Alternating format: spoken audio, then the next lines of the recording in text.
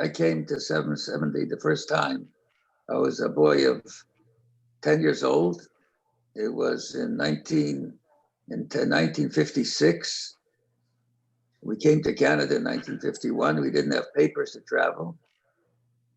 My father got special papers at that time it was a very interesting story with my father that the Rebbe Chadikov told my father that he should come to New York for Farbrengen.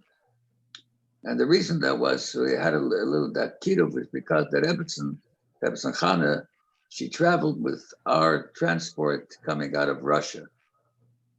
On that train, on that transport that I was an infant of less than 30 days old. In fact, they couldn't pay for me, so I was carried out. My Zayde, Shnei Zalman Duchman, carried me out in a suitcase because they didn't have enough money to pay the bribery for the guards on the border to get out of Russia at that time. This is 1946. This is in the end of 1946.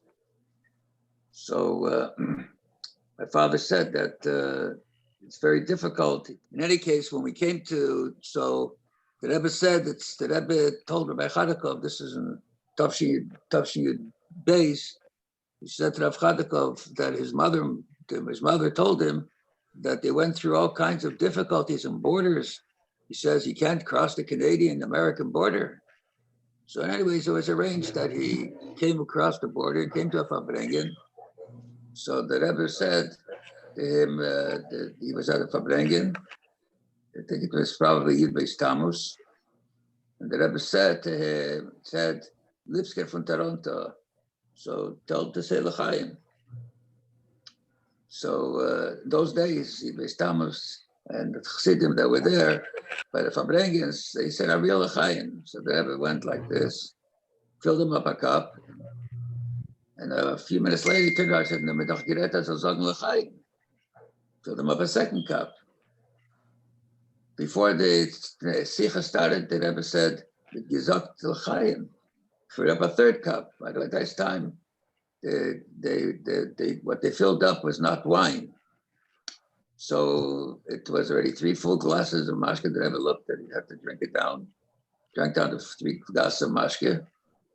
And I think there was a 4th cup. Anyways, my father ended up under the dish.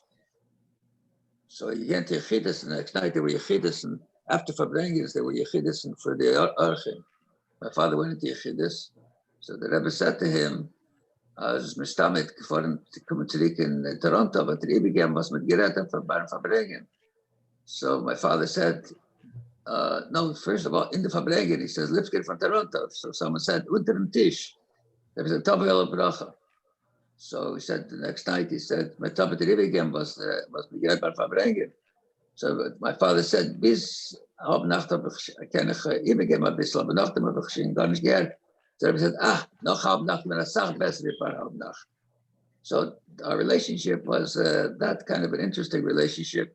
Every time we came to New York, we used to visit the Rebbe's Chana in their house. I remember one time we were visiting the Chana. We used to get dressed up. We went to her apartment, and she would always give us some candy. We stayed there for a half hour. And one time we were sitting there, and the Rebbetzin said, she kind of wanted to excuse herself. She says, mein Sohn darf geht kommen. So we got the message, and we just quickly walked out of the apartment. And as we walked out of the apartment, the Rebbe came into the apartment.